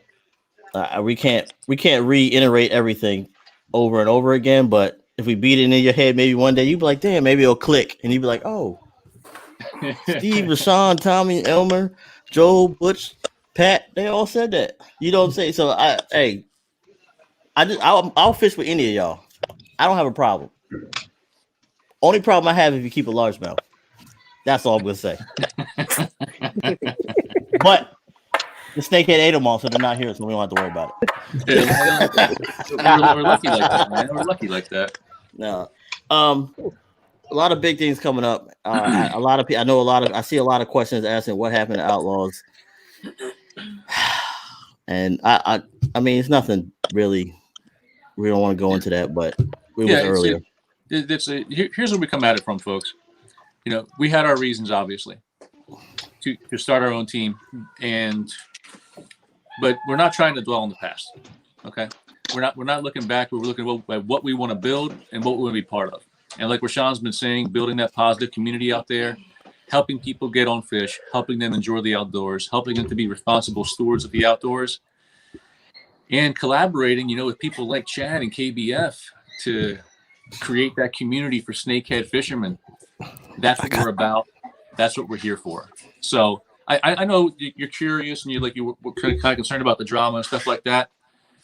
The specifics of it, don't really want to get into.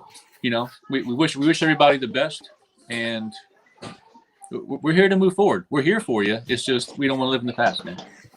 Gotcha. Hey, so here's a good question here. But have you chased? It's coming this year. I know I'll be there. Oh yeah. That and Peacock. So yeah. So on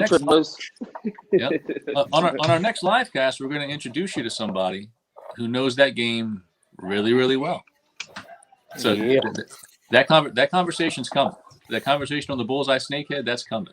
And there are some really fascinating differences between northern and bullseye, how to fish for them, their behavior. There's some fascinating nuance there, man. It's going to be a good episode. Man, we getting a lot of more people popping up on this cast. What the heck, man? Maybe we need to push it. I don't want to push it too late. We'll be up here all, saying people got stuff to do, but it seems like a lot of people are engaging, and I this is what I want. I love it. I love it. Now we can spread. If we can get it longer, spread it out over the states, and get more people in here. In the words of TBA, you know what I'm saying? If y'all know who TBA is, follow him. He's in here somewhere. The Baltimore Angler. Go follow him. Yep. So somebody also asked, what's the lightest braid you'll use for snakehead? Oh. Throw it out, fellas. I use 30-pound Berkeley X9. That's all. Lightest I'll go is 30. Now I used to go 20, but then I learned my lesson. If you watch one of my videos, I usually stick with 30. Hey, so I like to use the suffix 800 number, wherever it is, 837 or something like that. But I get that really because it has Gore-Tex on it, and there's a lot of gore plants around where I live. So I feel like in a way it's like supporting some local factories. So really, some of us have full-time jobs. Hey, I'm already at work when by the time you even get up. What you talking about? Hey, I can't help it. That's what happens to be blessed to be working where I'm at. You know what I'm saying? I'm just happy to have a job in general. There's a lot of people that don't have it, so you know what I mean. So those that don't have jobs, keep your head up. I know COVID hit hard, so I just want y'all to stay focused. Steve, you know what I wanted to bring up that we were talking about the other day? Leader line. It's not for me. It's not for me, but some guys use it. I know. Go ahead, Sean. Go ahead. So I use it on my spinning with my MEPS or SS inline or lead belly or whatever thing that spins. It seemed to work. I'm using 30. I was using 30-pound Berkeley X9 with 30-pound fluorocarbon leader. And I had seemed to be catching pretty good. I actually used the FG knot. And I also use that for fishing for trout.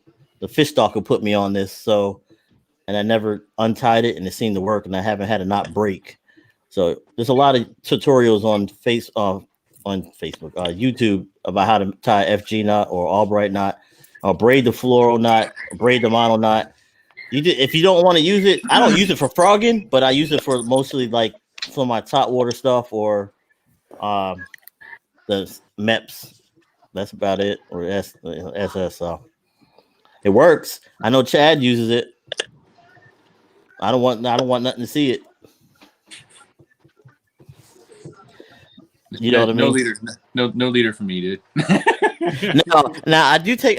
Now one time I was fishing, and I was fishing with this guy. He's on here somewhere. He's in the dark in the car, and he had a braid the leader on his line. And his name is Tommy Tech Outdoors. So go watch this video on YouTube, and he'll show you why not to use the leader sometimes. But that's only because I caught several fish on it and didn't retie. So that'll do it. Learn my lesson. Damn, we got 56 people in here. Holy cow! So here's one question I just got, and that question is the Legion open to recruiting new members? Ooh. And the way I'm going to put it to y'all is this. You know our core principles, or if you joined late, I'm going to put them out there for you again. One is integrity. Like you can make the snakehead community can be contentious at times, but it's important to who we are to be straightforward. Now, that doesn't mean you're a jerk about it. You be tactful about what you're trying to say, and you make logical arguments. But the bottom line is, at the end of the day, you conduct yourself with integrity, which means you tell the truth. That's a big thing for us here. The other thing for us at the Legion is having a serious team-centric focus. Like when I say we operate in like a Knights of the Round formation, I mean that. Like when there's big decisions to be made, we bring it back to the group, we discuss their different options, and we find a way forward together. And the last point I'll make is that zero drama, okay? Like if you're out there kind of trolling or starting stuff, you do you. You're a grown adult. You do you, but we're not going to have it here, okay?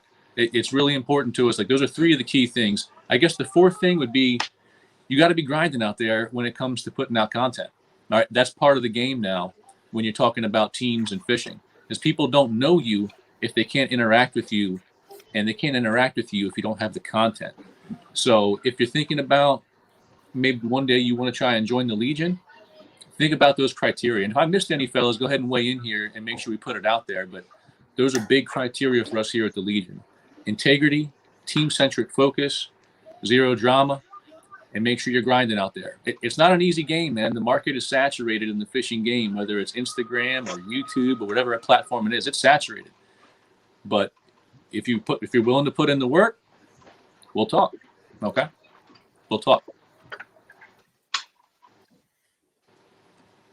All right. You got any more questions, man? You all right? Need a bathroom break, man? Who? You. I just can't. I had to go get Erica my keys. She said she wanted to come on the live cast, but I said we might not be here. Yeah. I don't want that. Hey, so, man, this is a lot of news I just found out, man. I don't even know where to start. Oh man, Bruce, you need to call me. Yeah. We didn't know any of that. Yeah. So, man, boy. I don't even know, boy, man. This, yo, I'm telling you what the news I just heard that I got a text message from while we was on kind of shocked me, and I don't know, man. Like I get it, things happen, but this is going forward. We got big things planned. That's all I can say, man. And oh, somebody said fry balls. Yep. Yeah. So, someone asked when is a good time to start looking for fry balls, and that's probably going to be it's going to vary by region. Like right now, the earliest spawning activity you're normally going to see is on the eastern shore of Maryland because the water there warms fastest, so they start the process more quickly. So out there, there might be fry balls already. I haven't been out there in probably about a week and a half, but I would say certainly within 2 weeks you're probably going to start seeing a lot of fry balls. And say this. I'm sorry. Yesterday, Yes. when I was out, when the sun was really up there, I did see a pair of them. They're starting to pair up already. So, Yep. be on the lookout for eyeball soon. With like a month in BA side, a month or so. There you go. Yeah, I think didn't Andrew say that he had that one on the stringer and the one came out and tried to roll with it, the bigger one? Yeah. Yeah. Yep. So that Dude, means I'm happy you said that. Remember that video I took a while back where I was showing the underwater video with the snakehead that was guarding its fry? And I really think that one guarding the fry was still staying so close to my kayak because it could see its mate hanging off my kayak, which is it's another really cool thing I love about snakehead, man. I just find them to be a really admirable species. But the way that the mates care for not only their young but also each other, you don't see that in many other species, man. I can't think of any other species of fish that I've actually seen it with. So I mean, they're a phenomenal species. I can't say enough about it. You think you know where I stand on snakehead. I think they're just beautiful fish, man. It is. hey, somebody asked. This is a good question. What weight chatterbaits do you think is the best? Oof. I use 3/8. 3/8. Yeah, 3/8 all around. Yeah, 3/8 I think is the best size to throw. That's what y'all go. That's what y'all throw. Yep. Yep. I must be wrong then. What you throwing? No. I'm doing half ounce. No. See, I throw. It depends on the situation, but if so, I have this very small Z-Man, the little one. What's that? Like 1/8 of an ounce or something like that. And then, but most of mine are 1/2 ounce, and I have one that's an 1.25 ounces. If I figure that they're deep, if they're out deep in this one spot, and with that one spot we fished at, Steve, with the opening, Yep. I throw it if I know they're laying there. But if I need to get distance and I need to cover water and I see some rises out there, I'm telling you, I'm bombing trying to get them. Okay. But I throw different sizes, mostly this though, because I never know what water they're at in the water column. So you know what I mean. So if I need to get lower, then I got to get lower faster and not be up because they might not want to come up, especially on a sunny day. You know what I mean? If there's no cover. So yeah. Hey, wait, somebody asked their motive. Wait, hold on. What is this? Oh no, somebody asked who is this? Triple City. Is that what TBA has going with Hazen, man? Is that what that is? I don't know. He said these, or is that who's he talking to? Oh, he's talking about Metro. Oh, they're opening. Okay, never mind. We got all sorts of sideboards going on, man. We look at all the stuff. Hey, so a lot of people said somebody said all jokes on, and I don't know, man. Somebody said, "What's up, Steven?" and "Hey, Brandon." Yeah, what's up, fellas? I mean, I think we might have hit all the questions at this point, guys. Unless I'm missing one, we can do a last call for questions right here. Or if there's anything else you think we need to hit, but I don't know, man. Yeah, you guys. I mean, if you guys want to stay on a little longer, and Steve got a Thanos out, then it's up to y'all. We could do a couple more questions and then roll. I mean, I don't mind. This is crazy that everybody else is coming on now. I mean, I guess they were eating and running. They probably went fishing and came back and was like, "Damn, I ain't catching fish, so I need to go to the live cast." I've done that before, man. I ain't catching fish. I was like, "Oh, I'm gonna go watch the video. Why I ain't catching fish?" So, I got a question for everybody. Here we go, and for the team itself. How do you feel? Well, I already know. Well, Steve, you don't have to answer that question, but I know you're feeling. What happens if you feel like if you get a skunk? You know what I'm saying, when you go fishing? I'm not trying to be funny, but do you take notes about your situation when you're fishing and you don't catch anything? And do you go back and reevaluate? Maybe I should have brought this lure, and then it makes you think that I should have brought all these other lures, and then your whole kayak is full of lures that you're not going to use because the last time you went fishing to that spot, you thought that lure will work. Does that sound about right? Wow, shots fired, man. No, I'm not talking. I'm just saying, man. No, because check this out. So I was fishing for snakehead. I catch 5 bass, but Steve catch 7 snakes, and I'm trying to figure out what I'm doing wrong. And we're throwing the same stuff. You know what I mean? So I come back and bring the whole damn not everything, but everything. I've got one of this, one of that, a little bit of this, a little bit of that. No, I mean, I'll go ahead and answer that. Based on my most recent, I didn't do good in Virginia the one day, and I know what the problem was. I have no confidence in chatterbaits. I rarely use them, and that's what everyone was using and catching on that day. And it's just like one of them baits that wasn't really in my arsenal that everyone was being successful with that day. So that told me I need to step up my chatterbait game a little bit. I need to start practicing with them and get used to them and learn how to use them. I've always thrown the underspin, and it's always worked in those situations where a chatterbait was working, but the underspins just were not working for me on Wednesday. But see, I think it would have worked, but I threw it all day, man. I got desperate and put on a chatterbait. I mean, I used one yesterday, but you know what? I take that back. I went out in Middle River with my buddy, and I caught a bass, a pretty nice bass on an underspin I made, and he caught a 9-pound snakehead on a chatterbait. So I helped him. It's great co-angling. Me and Steve got some great co-angling. I was like, yo, the eagle flew over there, and it was like a boil, and it was a snakehead. He threw right over there, and he caught it. And then the same thing I told Steve. I said, yo, the fish just jumped surface. He threw right over there, nailed him. That's some co-angling right there. In my personal experience too, I think like the mentality I have out on the water, just like the kind of mood I'm in, will really dictate whether I catch fish or not. I put out in the group chat early in the morning. I ran into a deer at 1:30 in the morning on the way to Virginia, and just right then, my whole mood was ruined for the whole day. And I just went out there thinking all right, it's gonna be one of them days I'm gonna get skunked. It's just the mood I was in, and just didn't have any confidence in myself or what I was throwing. So I think sometimes just your attitude, your general attitude on the water plays a big role in it. Listen, I'm glad you said that because the attitude makes a big difference. If you had a bad day at work, and everybody says a bad day at work is a good day of fishing, but it's better than a bad day of fishing. Mm-hmm. I don't think that's true because I went out there with an attitude one time and I ain't catching out nothing. I actually missed. My buddy Kevin was laughing at me all day because I missed every fish. I did not catch one. Every hook set, everything they were on and they were off. And and they were just catching 10, 11, 12 pounders easily. And I was missing everything. My mind wasn't there. So if your mind's not there, I wouldn't go. Yeah. I know everybody's like, oh yeah, I'm gonna go. No, because then you're gonna get mad and you might get really pissed off and do what I did one time and threw the rod. Remember that, Steve? When I threw the rod. Yep. Yeah. So it happens, dude. I mean, I know y'all see me put out content where I'm catching fish on pretty much every trip. I mean, there's days that that a skunk or at least a near skunk happens. I'm telling you, it almost happened to me down in Virginia.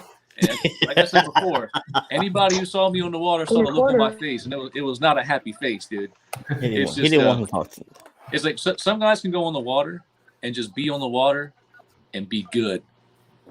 I love to catch fish, dude. Like there's no two ways about it. I love to catch fish. So if I can't catch fish out there, I'm just like racking my brain and I'm just in my head. Like, what am I doing wrong? What am I doing wrong? And when I try like 10 different things, I don't get any positive feedback. I get frustrated, bro. And I mean, I stick with it and I stick through it. And that's, that and the help from my teammates is what pulled it out for me on Wednesday. But oh yeah, we did the chant. We did that. Hey, we did that chant. And I guess with Chad, Chad was like, hey, you can't be snake. We're gonna have to edit that stuff out. You can't be snakehead Jesus if you're not there to catch a snake. Hey, and then after that, folks, his face changed. He was like, you can see his leg moving. He was like, I was on the hunt, man. I was dead serious. Hey, see this question? Man, I see that. Go ahead. Hey, see that question? The fish stalker himself. This is the man. I didn't realize until the other day that everybody knows this guy. Everybody in Baba know him, so he's got some good knowledge. He's not going to tell you his spots, but he has some good knowledge. So, and that's because John puts in work like nobody else I know to go scout out these spots. Like no one else I know. John puts in the work and goes to scout out the new spots, and that's why when it comes to the whole spot burying debate, that's one reason that in my videos I don't like including locations a lot of the times, because the people who found those places initially and are enjoying them and taking care of them, who put in that work and that time, you got to respect that. Seriously, you got to respect that, man. And I'm all about giving people the tools to succeed and teaching them how to do something, but I'm not necessarily about giving it to people in terms of like the locations and stuff like that. I'll give you the tools so you can grow as a fisherman yourself, and then you can pass those tools on to somebody else. Yeah.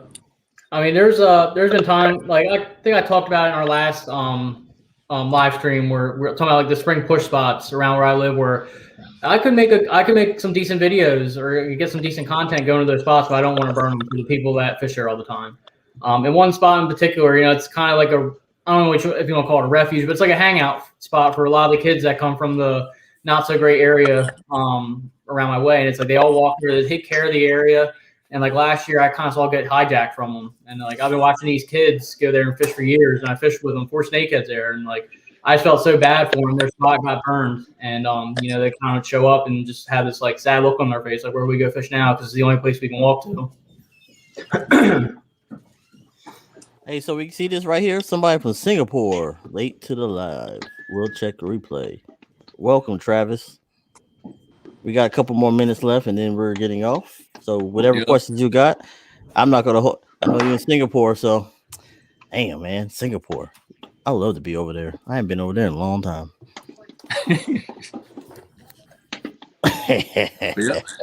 Look at this. Fellas. I've never been.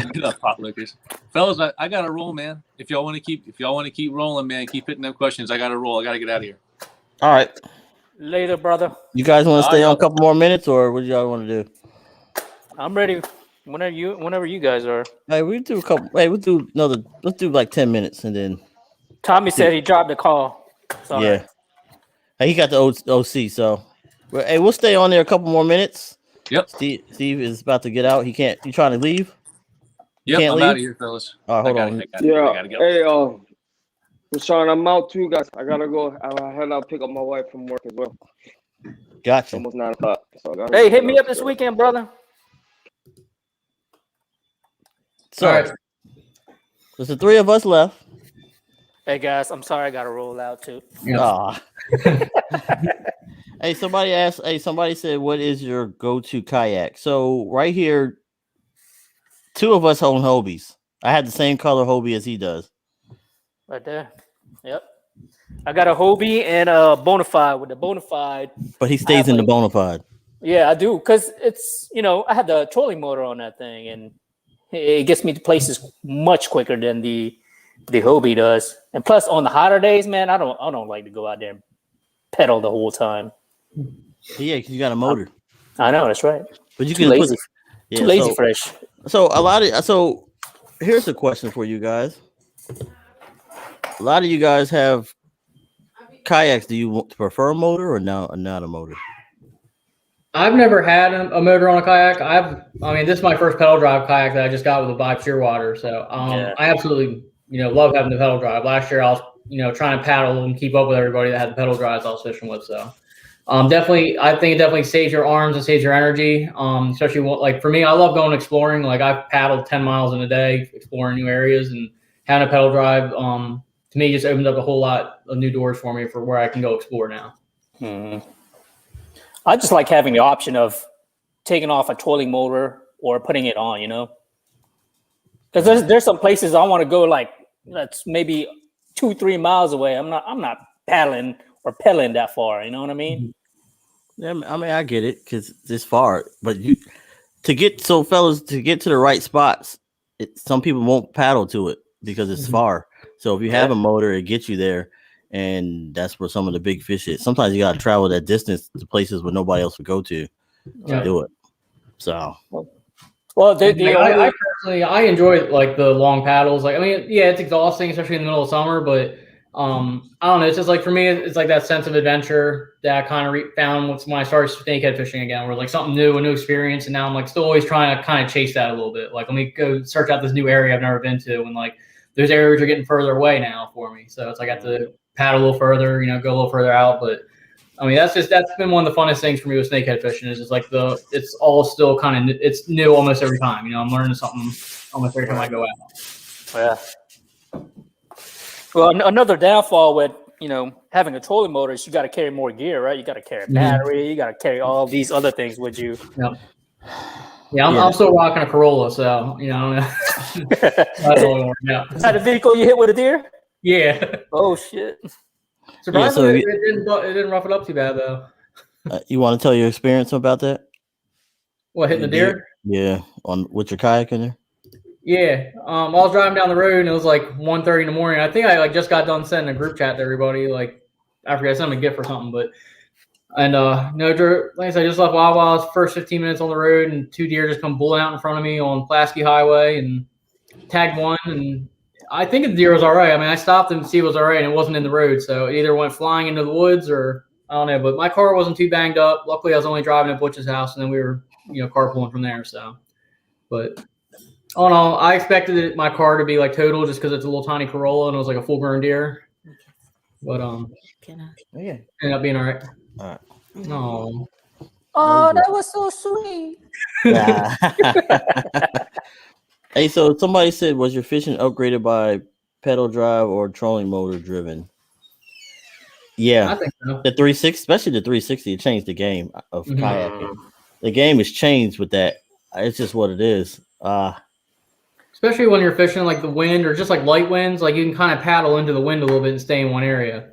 Yeah. I know like last year when I still had, using regular, pedal or paddles, like it was just so hard to try to stay in one position and cast and catch fish. It just gives you that ability to kind of very slowly troll and fish at the same time, or work with the wind. Oh man, no. Hey, we're gonna give you a couple more questions and then we're gonna get off. I usually 2020 Hobie PA 360. Yours are 2020, right?